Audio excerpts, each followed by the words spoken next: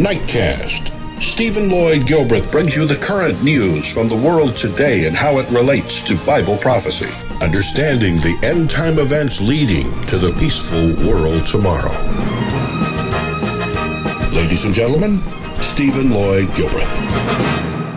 Good evening, friends, and welcome to this March 9, 2015 edition of Nightcast.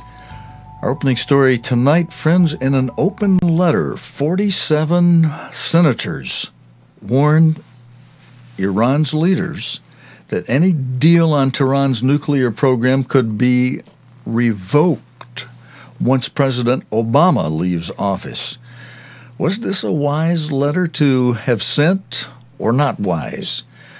The caption with our opening photograph for tonight's story, friends, reads, Obama spoke to reporters about the letter during a meeting with European Council President Donald Tusk. U.S. President Barack Obama has criticized a letter from Republican senators to Iran, accusing them of interfering in ongoing nuclear talks. He said, President Obama said, the 47 senators made an unusual coalition with Iran's hardline religious leaders. The letter reminds Iran that any deal is just an executive agreement unless it gets congressional approval. Talks on Iran's nuclear program are at what the news is describing, as the president is saying, a critical stage with an outline agreement due on March 31st. Last week, Israel's Prime Minister Benjamin Netanyahu told Congress the deal currently being negotiated could, quote, pave Iran's path to the bomb. Separately, officials confirmed that United States Secretary of State John Kerry would meet his Iranian counterpart, Mohammad Javad Zarif, on Sunday in Switzerland as part of the process. The P5+1 group of major powers, the US, the UK, France, Russia, and China, plus Germany. Now those P5+1, friends, are the P5 are the five permanent members of the UN Security Council. And the +1 is Germany. And as you know, Germany was not made a part of the UN Security Council. In fact, the UN, having been created in 1945, just after World War II, was created as a result of a war that Nazi Germany had almost the exclusive role in being the cause for the UN coming together. But the P5+1 is seeking to persuade Iran to curb its nuclear program in exchange for an easing of UN sanctions. They, the P5+1, are trying to address concerns that Iran is seeking nuclear weapons technology, something Tehran denies. No, that's the way the news stories have it. Republicans and some Democrats have long been pushing for Congress to get a vote on any deal. But the White House insists such an agreement does not require the approval of legislators, according to the BBC's Gary O'Donnell reporting from Washington. Now, friends, we'll give you some analysis from this program's point of view in a moment, but let me go ahead and go over some of the photographs and the leads as this story is reading in today's news. Senator Tom Cotton, who you see pictured here, an Arkansas Republican, was the lead author of the letter to Iranian leaders. And the president said, I think it's somewhat ironic to see some members of Congress wanting to make common cause with the hardliners in Iran, Mr. Obama said in response to the letter. It's an unusual coalition. The president added that he would concentrate his efforts on trying to strike a deal. Earlier, White House Press Secretary Josh Earnest said the letter interfered with diplomatic negotiations. He called it, quote, a rush to war, or at least the rush to the military option.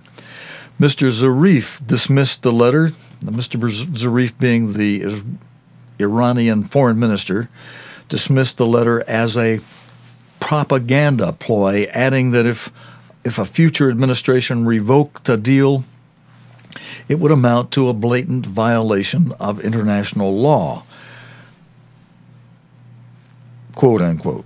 If in their letter to Iran, published on the website of Senator Tom Cotton, interesting how each player from the different countries and in different government positions interpret what law is, whether internationally or whether from a country, or, if a leader who doesn't have one of the rules of making contracts is the person who enters the contract is often asked to state in the contract, in the agreement that's being made, that he has the authority to sign the agreement, and that his authority carries all the weight behind it that's needed. And according to United States government, with an executive branch, a legislative branch, and a judicial branch, it was designed initially with checks and balances.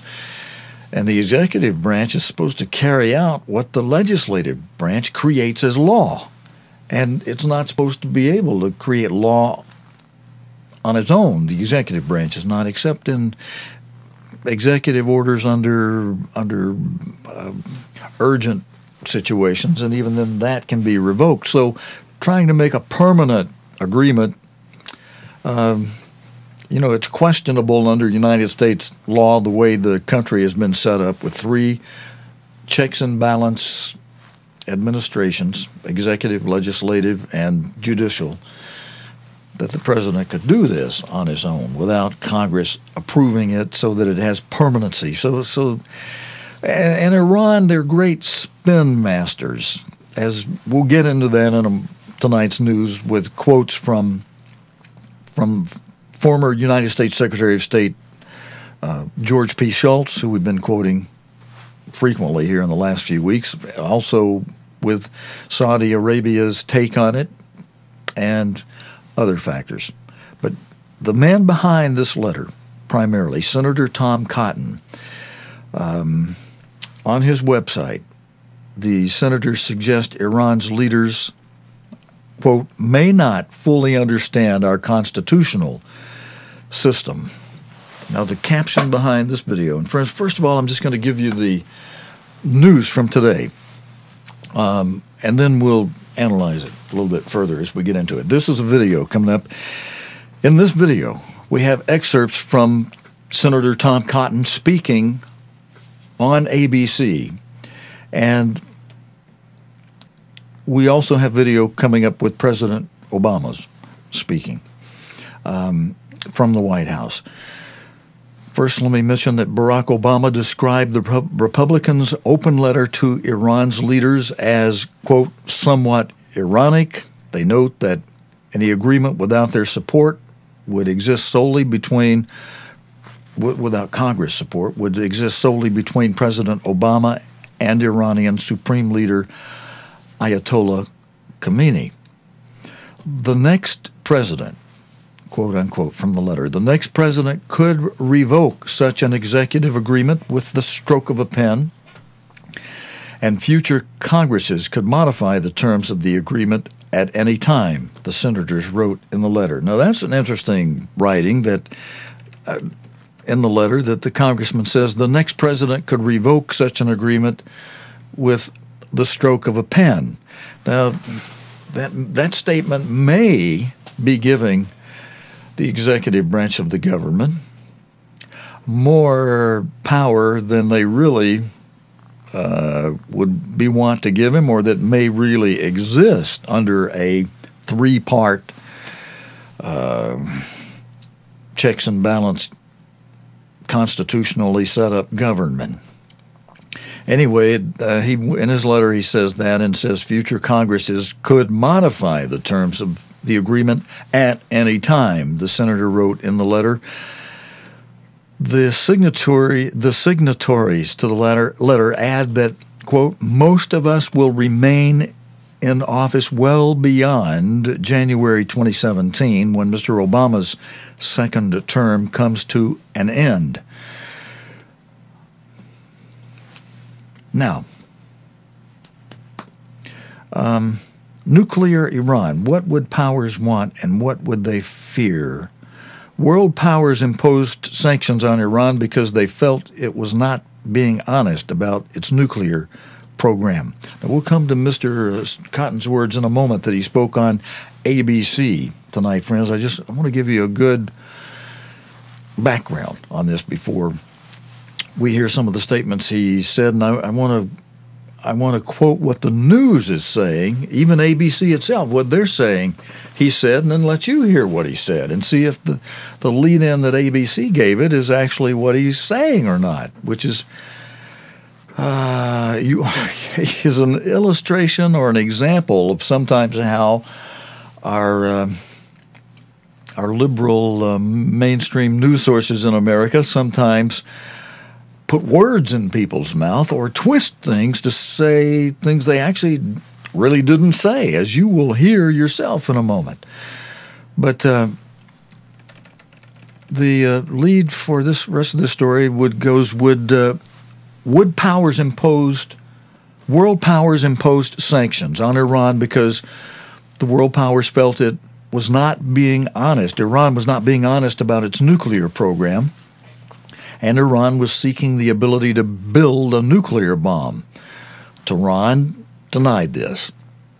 Talks between Iran and 6 world powers, known as we mentioned a moment ago, the P5+1. Again, the P5, the 5 permanent members of the UN Security Council. The US, the UK, Russia, China, and France. Maybe I should have said it with the tribes of Israel first. The U.S., the U.K., France. France would have preferred us to have said them first, I'm sure. And then the non-Israel factors, China and Russia, +1, Germany. The P5+1 have tried to allay the suspicions in exchange for easing the sanctions. Specifically, the world powers want to curtail Iran's ability to enrich uranium, which can be used to make reactor fuel, but also nuclear weapons. Disagreement centers on how to limit Iran's development and use of centrifuges that enrich uranium. Faster enrichment would cut the time Iran would need to produce enough weapons-grade uranium for a weapon, were it to choose to do so. The executive branch of the U.S. wants this, quote, breakout window to be at least a year long. It's not known if Iran has a warhead or suitable delivery system. Boy, not knowing that, Some are saying, including the lead-in for an ABC interview with Tom Woods speaking with Senator Tom Cotton. That lead-in from ABC has said that what Senator Cotton wants is for President Obama to shake out a better deal with Iran. Now, friends, if you listen to Senator Cotton's words in that interview, and we've taken some snippets from that interview for you, that's not what he's saying. He is not saying that what he wants is for President Obama to make a better deal with Iran. Well, you're going to be able to hear him in just a moment yourself. Listen to this Well, in fact, let's go to it right now. Listen to this video, again, between Senator Cotton and ABC's Tom Woods. To begin with, because I think we had Iran where we wanted them in November of 2013, which was hurting from bipartisan sanctions. We're simply trying to say that Congress has a constitutional role to approve any deal to make sure that Iran never gets a nuclear weapon. Now, I'm going to come back out. We'll go back to him in a moment. He's saying that, you just heard him say in that part of the interview, that Congress wants to be able to approve any deal. Now, you may have heard some news stories and reports that were saying that Senator Cotton is of pretty much the same mind as former United States Secretary of State George P. Schultz. And we're going to play that interview that George P. Schultz gave to the BBC back in November 2013, right after the Geneva talks of November 2013 began, where in that interview with BBC, former United States Secretary of State George Schultz said that you can't trust Iran, that they'll smile at you, they'll encourage you on your way, and then cut your throat. And he says they're great rug merchants, and we'll have some comment on that statement in a moment as well. But former U.S. Secretary of State George Schultz recognized very much you can't trust them. And a former Iranian advisor to former President Khatami of Iran stated in December 2013 on live television out of Syria, in an interview there, he stated that we tricked the United States and the European leaders and the leaders of China and Russia as well. He's saying we tricked them, and that we've really got this higher, more enriched. I've got his comments too. We'll play that in a moment. But Tom Woods has said that his lead-in for the ABC story says that Senator Cotton urged President Obama to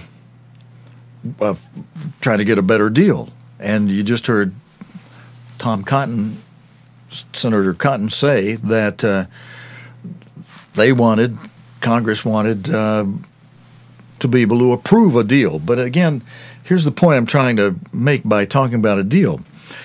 Senator Cotton, sir, you are not in the agreement with or the understanding of former United States Secretary of State George Schultz by saying that the Congress wants to approve any deal that the president cuts with Iran.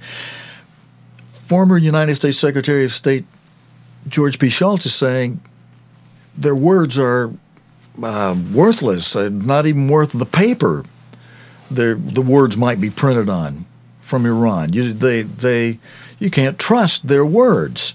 So whether the Congress approves a deal that the president makes with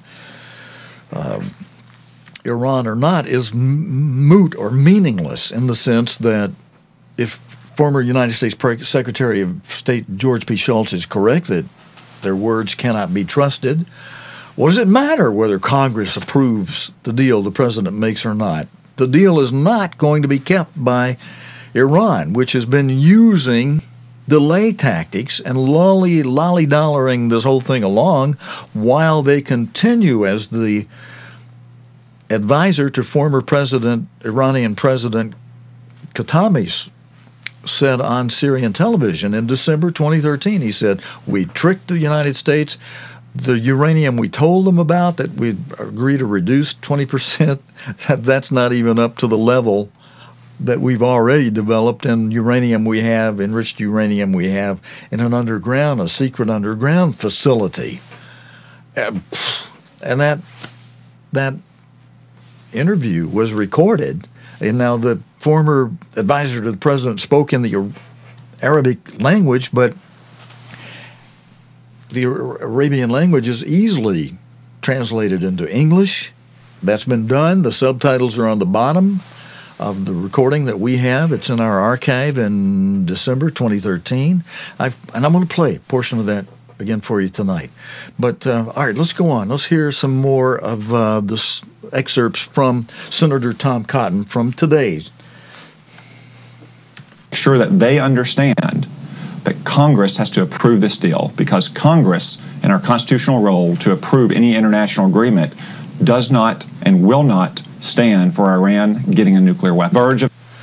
Okay, now I'll come back right there. Again, if Congress approves a deal that Iran is not going to keep, Senator Cotton, I even have to ask you, and sir, some of us appreciate what you're attempting to do, but is Iran going to keep a deal just because Congress got involved and helped approve it? You know? And but the point about it being that saying that Senator Cotton wants a better deal, I don't think he's not saying that. He says they want to approve any deal. So it's just a little bit of a stretch the way ABC led into this. And this next point will, I think, really establish that Senator Cotton says. A deal that could allow Iran to get a nuclear weapon in as little as 10 years. Okay. All right. There was one point, I hope you heard him when he said, really, there shouldn't have been any, the thing should have been left the way it was with sanctions. In fact, friends, if you don't mind, let me just go back and play just that much of that again. To begin with, because I think we had Iran where we wanted them in November of 2013, which was hurting from bipartisan sanctions. Okay, so you see, as he opens up, he's saying that really no deal should have ever been attempted to have been made or cut at all, because with the sanctions, and the sanctions should have never been left. That's the main position of Senator Cotton in his opening statement there. Should have been left away. But now that it's been changed around, he's saying, well, Congress ought to be involved. Okay, but if you're really listening to United States Secretary of State, former United States Secretary of State George P. Schultz, an elder statesman who had dealings with Iran in the early 80s. He was Secretary of State from 1982 to 1989, had a lot of dealings with Iran. He came to know and understand, hey, like he said, let's go to that quote by. Well, all right. Before I've got it in a different order. Let's hear President Obama's response before we go to former United States Secretary of State George P. Schultz. Let's hear reaction by President Obama today. I think it's somewhat ironic to see some members of Congress wanting to make common cause with the hardliners in Iran. It's an unusual coalition. I think what we're going to focus on right now is actually seeing whether we can get a deal or not. And once we do, then if we do, then we'll be able to make the case to the American people, and I'm confident we'll be able to implement it. Okay, the president's last words there, if you could understand that, okay, was if we make a deal with Iran, I'm confident we'll be able to implement it. Is anybody listening to former United States Secretary of State George P. Schultz? Let's take a listen to what he said in an interview with the BBC in November 2013, right after the Geneva talks started. Here's former United States Secretary of State George P. Schultz. The Iranians are known as great drug merchants, not for nothing. They're good at this business of smiling and encouraging on and then cutting your throat. So you have to be tough-minded, you have to be realistic. Iran is the country that's the biggest supporter of terrorism in the world. They do it directly. They do it through proxies, such as Hezbollah. So they're a pretty tough customer. Okay, and friends, we're going to cut on out of it right there because they go into some different issues right there. But you heard former United States Secretary of State George P. Schultz saying that they're great rug merchants. They smile at you, encourage you on your way, and then cut your throat. Now, the advisor to former President former president, Iranian President Khatami.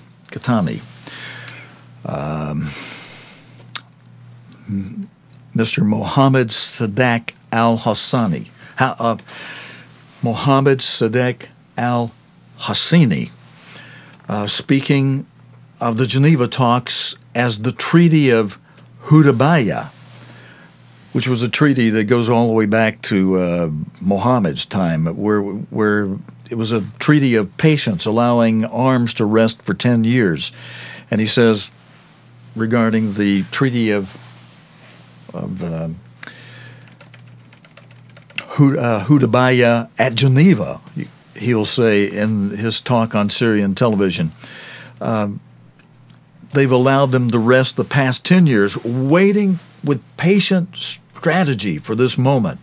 The advisor to the former President Khatami is saying that 10 years is now over, as you'll hear him say in this video, and they tricked the United States because they've got more highly enriched uranium than they have let on about. And the clincher that everybody seems to be ignoring. Okay, hold on. He's eager to talk. Now, he's talking in the Arabian language, but you'll see at the bottom we've got the English subtitles for you, friends. And the clincher I want you to watch for in the subtitles that everybody seems to be ignoring, which, again, former United States Secretary of State George Schultz seems to have understood, and even though Mr. Schultz explained it well in his November 2013 interview with the BBC, nobody is listening to him either. Not listening to him. Senator Cotton indicates, as I mentioned a moment ago, some agreement with Mr. Schultz, but then attempts some, I'm going to just be bold and say it this way, some waffling communication with Iran that even the naive leaders of the U.S. government who naively somehow think that Iran will abide by the words they give you to your face while showing otherwise by both their actions and words behind your back. We'll illustrate that with examples in tonight's news story. And as I was beginning to say, the clincher, as announced by advisor al-Hosseini to former Iranian President Khatami, is the in-your-face statement on Syrian television, which this is a frame from it. We'll play some snippets from it in a moment, from this interview he gave on Syrian television in December 2013, saying clearly, explicitly, expressly that, quote, we were preparing a large quantity of enriched uranium so that when it was reduced, and he stops himself there before going on later to explain how they are only reducing what they told the United States and other countries of the P5+1 about, while continuing to work on even more highly enriched uranium at a secret underground facility. But he stops himself mid-sentence in the early part of the interview to say, quote, incidentally, you'll see the subtitles right within just a little past a half minute into this. Incidentally, he says, for your information, when you conduct political negotiations with Iran, you lose, even when you think you've won. Mr. Obama, are you listening? You can hear him say it himself in the Arabian language. You'll see the English subtitles underneath. You lose, even when you think you've won. How's that for a game plan? I'll play Mr. al-Hosseini's words in a moment, which I've done before several times on this program, even recently, but are you hearing what he's saying? Senator Cotton, are you too hearing that, what he's saying? Here is that portion of the interview live on Syrian television with the advisor to the former Iranian President Khatami, Mr. Mohammed Sadek al-Hosseini. Listen especially as he gets to the words that you'll see in the subtitles in English when he says, again, incidentally, for your information, who's he talking to there? Those who conduct political negotiation with Iran. He says it like that. For your information, when you conduct, Mr. President, Mr. Secretary of State John Kerry, when you conduct political negotiations with Iran, you lose, even when you think you have won. That goes hand in glove with what former United States Secretary of State John Kerry said, and that also goes hand in glove with what Saudi Arabia is trying to tell us. They are misleading you. I'll put that slide up on the screen in a moment, but let's go for it now. Let's hear Mr. Hosseini say it himself. Watch the English subtitles at the bottom, please. معركة طاحنة على كل المستويات نحن والأمريكان. هذا حلف الحديبية، هذا صلح الحديبية، هذا جنيف الحديبية، سيأتي بعده فتح مكة. جنيف 3 حصلت ب3 عناوين. العنوان الأول الصبر الاستراتيجي.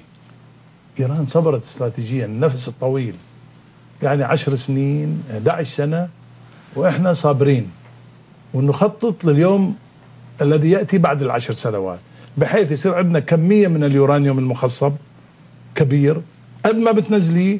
وبالمناسبة خذي هاي Incidentally, here it is. For your information, when you conduct political negotiations with Iran, when you conduct political negotiations with Iran, you lose, even when you think you have won.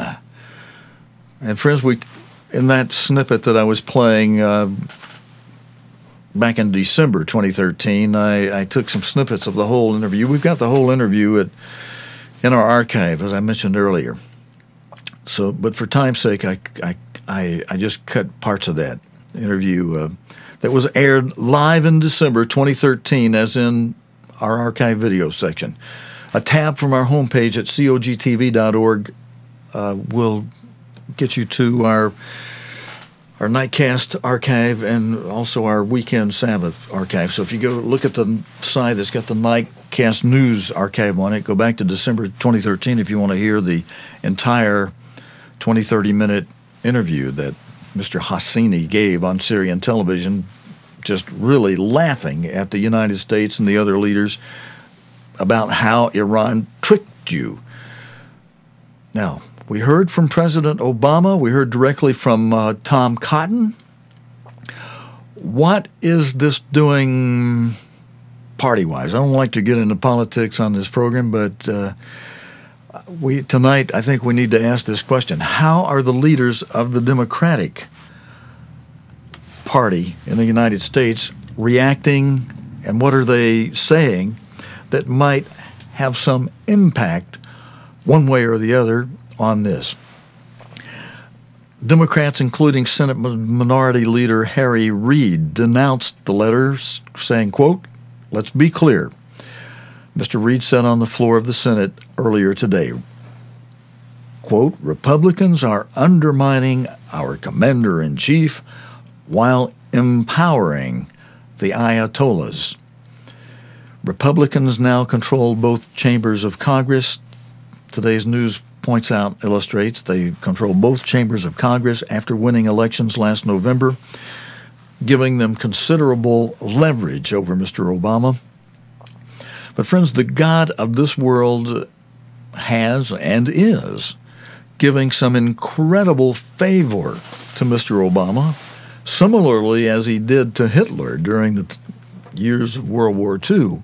And whether we receive God's favor through this or not hinges on whether the people of the United States, its citizens, are giving heed to God's words in the blessing and cursings chapters of the Bible at Leviticus 26 and Deuteronomy 28 and elsewhere in the Bible, which I've talked about before and may likely do so again in more detail, but you can read those chapters yourself and see this, that if we obey God, as it says in the beginning half of each of those two chapters, Leviticus 26, Deuteronomy 28, if we diligently hearken to the voice of the Eternal and walk in His statutes and obey His commands, it's big blessing time for you and the nation. if the majority are obeying. Or otherwise, if we don't obey God, as it says in the latter half of each of those two chapters in Leviticus 26 and Deuteronomy 28, it's cursing time. And if we continue to not obey after the curses begin, God says, I'll increase them 7 times more. And then if you still continue to disobey me, as verse 19 of Leviticus 26, where God says, I will break the pride of your power, and you continue to disobey, and God says through the prophet Ezekiel, for us in the latter days, which we're in now, at a time when knowledge has been increased and people run to and fro via ships and automobiles and aircraft from one country to another in just a few hours and back. He says we disobey, it's cursing time. Instead of rain in due season, it's drought in some places, while other places suffer from floods. It's the nations being a borrower instead of a lender as part of the curses. It's our enemies putting us to flight and breaking the pride of our power instead of 5 of us chasing 100 and 100 of us putting 10,000 of our enemies to flight. Just the opposite if we're not obeying God. And as we as a nation now largely are not obeying God, we are becoming, sadly, the Sodom and Gomorrah of the Bible. And our enemy develops nuclear plants right under our noses while laughing at us and going publicly on television, as you saw a snip from former Iranian presidential advisor Mohammed Sadak al-Hosseini, to announce how they've tricked the United States and its strange assortment of so-called allies. There is a sub-story in today's news that we've just been covering to this news story about Senator Cotton's letter to Iran. And he was the main author, main signatory, but the others, 47, went in there with him on it. But this sub-story to that story, friends, shows how from today's news, the sub-story from today's news shows how Iran's key nuclear sites, where they're located. Let's go through this story and see what we can know about the known nuclear sites in Iran. First, as you see on your screen, here's a map with an overall view of Iran's nuclear plants and where they are, where the known ones are. There are some underground, as presidential advisor to former President Khatami stated on Syrian television. They got some hidden we don't know about with more highly developed uranium, more highly enriched uranium than they've reported and that we know about. But this overall map, the first site in today's news mentioned is in Arak, A-R-A-K, which is a heavy water plant. And pictured here, Iran's key nuclear sites. This first one, as I mentioned, is Arak, a heavy water plant. The existence of a heavy water facility near the town of Arak, A-R-A-K, first emerged with the publication of satellite images by the U.S.-based Institute for Science and International Security in December 2002. Heavy water is used to moderate the nuclear fission chain reaction either in a certain type of reactor, albeit not the type that Iran is currently building, or produce plutonium for use in a nuclear bomb. In August 2010, the IAEA visited the IR-40 heavy water reactor site at Arak.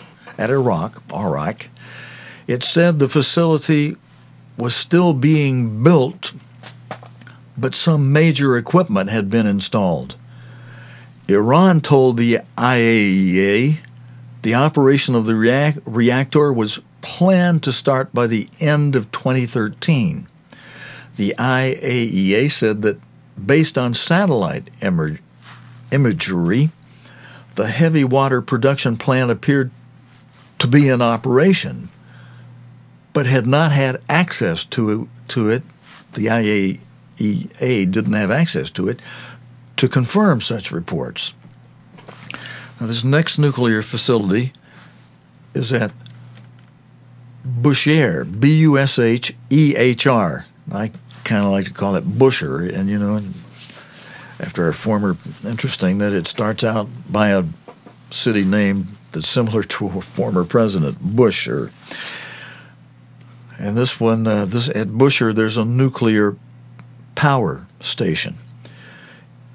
Iran's nuclear program began in 1974 with plans to build a nuclear power station here at Bushehr with German assistance.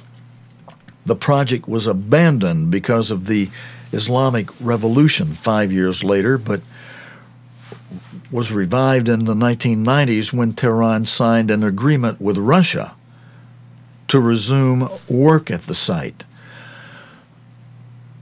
During this revolution that was mentioned, friends, just a side note here, I kind of relate personally to you, a dentist in Iran who owned the home that I was renting at that time, back in the 70s, a home in which I held seminars in a big conference room in back of the home, which worked great for a seminar business that I was conducting from the home there in Montrose, part of La Crescenta, and immediately adjacent to Pasadena, California, on one of its many borders, one of Pasadena's many borders, on the Montrose-La Crescenta border, being just a little bit, being just to the northwest of Pasadena, with Glendale and Burbank being directly to the east of Pasadena. There's Eagle Rock on the southeast border of Pasadena.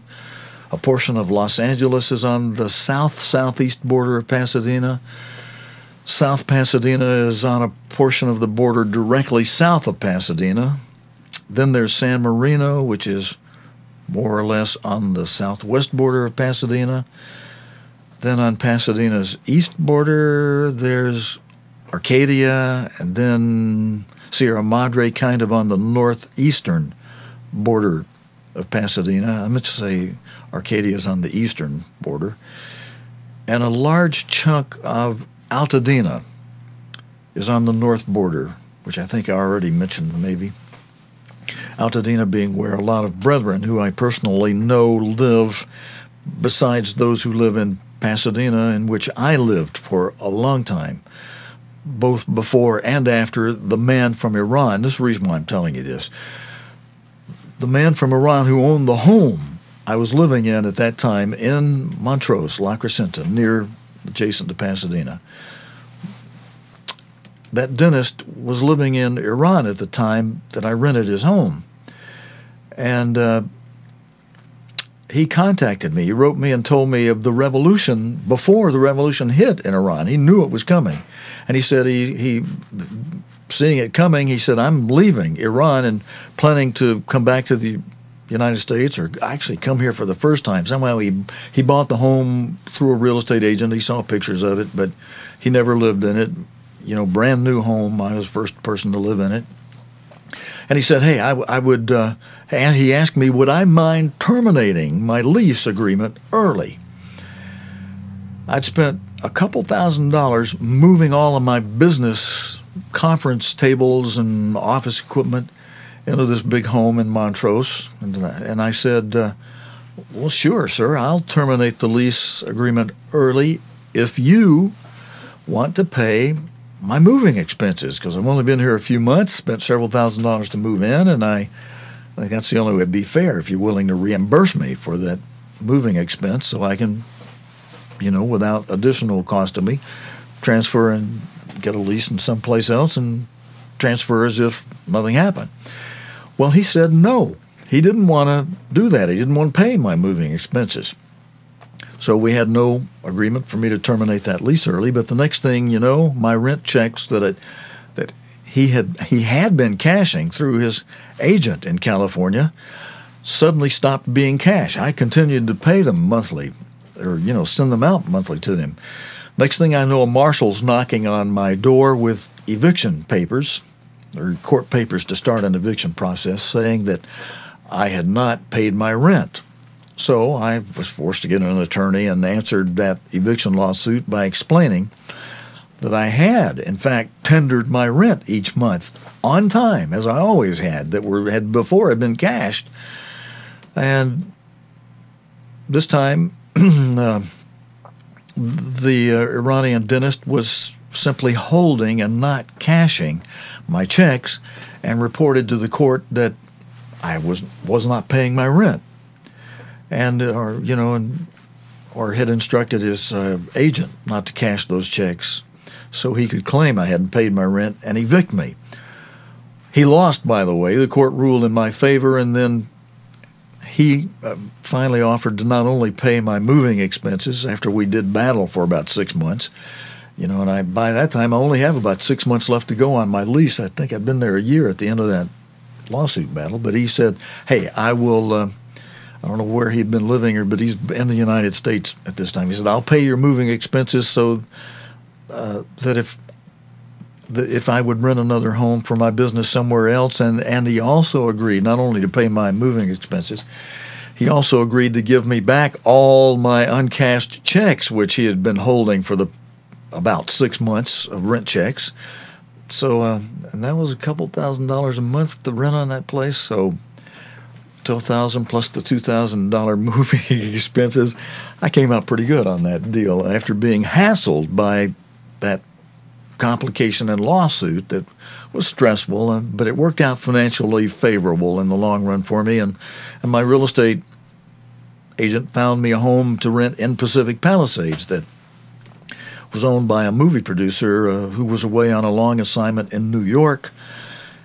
And his home that I rented was on the side of a mountain in Pacific Palisades, not far from Ronald Reagan's old home before he became president. And so that home I rented in Pacific Palisades had a 180-degree view of the ocean, and it worked perfect for my seminar business. Many brethren from the church often asked me if they could come out and hold their department's outings at that home. It had a lovely garden on one side that overlooked the oceans and had all kinds of trees and flowers, and it just made a perfect place for an outing. And so the Iranian had all glass on one side of that home that you could literally see a 180-degree view of the ocean. So that Iranian man running me out of my other lease in the Glendale area a little early really did me a favor. And my real estate agent also told me that the home I rented in Pacific Palisades, the owner signed the lease for me for that just before an ambassador from some country had submitted a signed agreement to rent the place in Pacific Palisades, but the owner in New York had already signed the lease over to me. So otherwise they would have bumped that ambassador in there to rent it, but he already signed my lease, so I had it. And I had the place for a year and a half, that place, before then moving back to Pasadena. And then I got more involved back with headquarters. The seminar business I was doing involving real estate, there were changes in prices and things such that the formulas I was using and teaching would no longer really work well for most people, so timing was just perfect for me. I wanted at that time to get more involved in things at headquarters, and I was able to spend the rest of my years working at sometimes 3 different jobs, 1 or 2 at headquarters, and then also some work off campus at other places for a period of some 10 or 20 years after that, until coming back to Alabama to help my mother at her request, to come back and help her and Dad after she had a major stroke. Okay, now I got sidetracked with some things just telling you a little bit about me personally and some old memories of blessings that God graciously extended to me for a while, that I hope you don't mind my diversion as I reminisced that wonderful time in California after the Iranian man bumped me out of my home rental in Montrose during the time of the Iranian Revolution. And so, coming back to the Iranian Revolution, let's get back to our story about the Iranian nuclear sites. The completion of the nuclear site in Bushehr, pictured again here, was delayed while the UN Security Council on the project, while the UN Security Council debated and then passed resolutions aimed at stopping uranium enrichment in Iran. In December 2007, Moscow started delivering the canisters of enriched uranium that this plant in Bushehr needed and needs. That was in the same month a U.S. intelligence report said Iran was not currently running a military nuclear program. There are 2 pressurized water reactors at this site in Bushehr. Satellite images from March 2010 show the first complete reactor building on a site that occupies 2.5 square kilometers, 1 square mile, about 17 kilometers or 11 miles south of the city of Bushehr. Images, let me see, I think maybe we've got that. Yeah, images,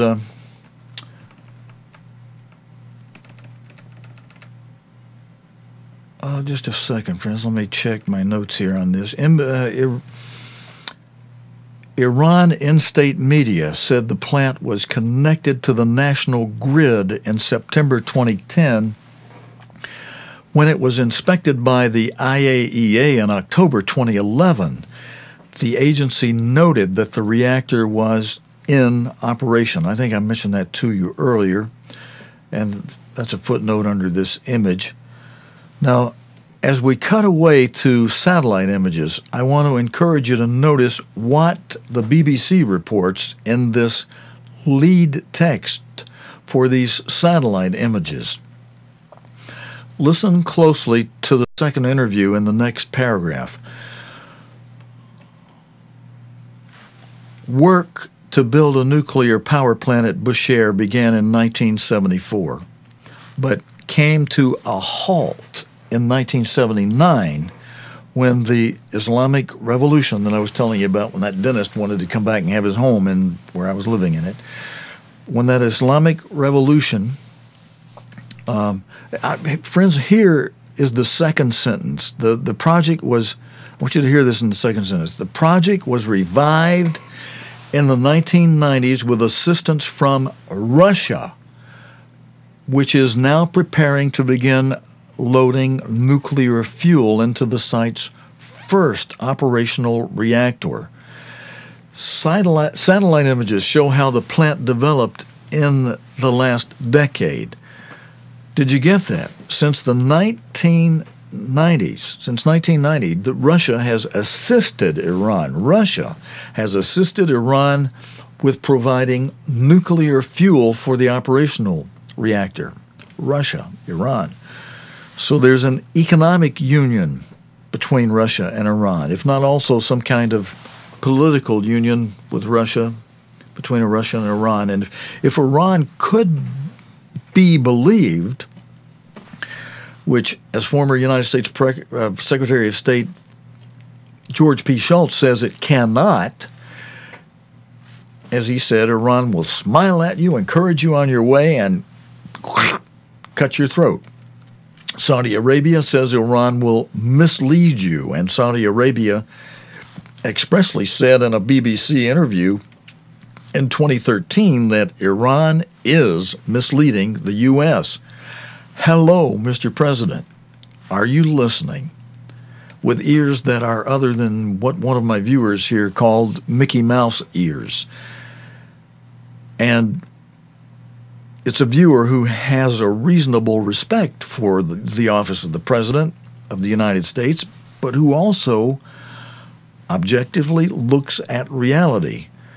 And ultimate reality is that upon the return of Jesus Christ, the government of the United States will be replaced by the kingdom of God under Jesus Christ, who, with his bride, will be comprised of some who are watching this program who will be reigning and ruling as a loving family of the restored kingdom of God to this earth, a time of rulership that's been delayed by a decade or two or several decades for the sake of some of you and me, and I'll include me in there too, who have needed some extra time to get sin out of our lives and pull it together on the character building that God wants to see in us, which he cannot give us by divine fiat. I'm going to try, friends, to find my shot here over my shoulder that shows a graphic illustration from the book of Daniel with regard to the great image of how a rock from heaven will come and smash this great image from Daniel 2 on its feet. This image picturing the governments, the world ruling governments on this earth since King Nebuchadnezzar's time, down to the two legs, the government of Rome in the east and west, that is now in a state of dormancy, but is to revive one final time with a seventh head of what's called the Holy Roman Empire. And once that head is revived, it'll be wearing this crown. This is the crown, a picture of the real crown of the Holy Roman Empire. And the seventh and final head of that will wear that crown. And during that time, this will be the time of World War III, the time of great martyrdom of God's saints. It'll be the time when Philadelphia is flown into the wilderness. It'll be the time when two witnesses are prophesying around the world and giving a witness to the nation. And it'll be the time when a woman described in the Bible as one who rides the seventh head of this beast is in the saddle of this beast, holding the reins to it and controlling it. And that seventh and final head is given its power by seven concurrent kings, not kings that are successive one after another, but kings that are all in existence concurrently, contemporarily, at the same time together. And they, even though they won't get along with one another, as clay and iron don't mix, as is pictured in this great image, described as having feet and toes of clay mixed with iron. And clay and iron, they don't really adhere. They don't mix, meaning they don't get along, but some event will trigger their giving their power to a seventh head, whom this woman, as the head of the Vatican, the Pope, will crown in a coronation ceremony, most likely to be held where these heads of the Holy Roman Empire have been crowned before, in Frankfurt, Germany, the home of the headquarters for the European Central Bank, the ECB. And just all of that comes together with the Assyrians being used by God to punish Israel for its failure to obey God as God requires and as is illustrated in those two blessing and cursing chapters I mentioned to you, friends, in Leviticus 26, Deuteronomy 28, that shows how if you obey, you get blessings. If you don't, you get cursings. And being under that head of that government that will reinstitute world war under round 3 and will martyr God's saints during a time that Jesus Christ described as the Great Tribulation, a time, he says in Matthew 24, verses 20, 21, 22, is a time of trouble greater than anything since the beginning of the world, no, nor ever shall be, thankfully. And friends, we're going to continue from here tomorrow night with this same story and go through the rest of the nuclear power plants in Iran.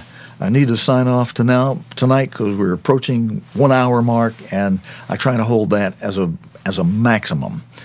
But I think this is an important story. You should be aware of where all these known nuclear facilities in Iran are, and then the words that the advisor to former President Khatami saying on Syrian television that there are other nuclear enrichment facilities underground with more highly developed nuclear power than they've reported, and then the world and the U.S. and the leaders of Europe and of China or Russia know about.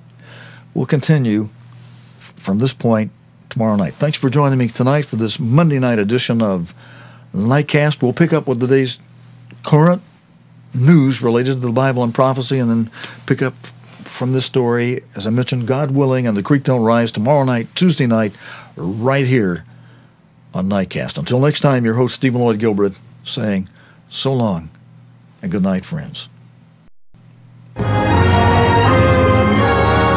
You have been watching Nightcast with Stephen Lloyd Gilbreth. Nightcast can be seen Sunday through Thursday nights here on cogtv.org. Tonight's program is also available anytime on demand in the cogtv.org video archive.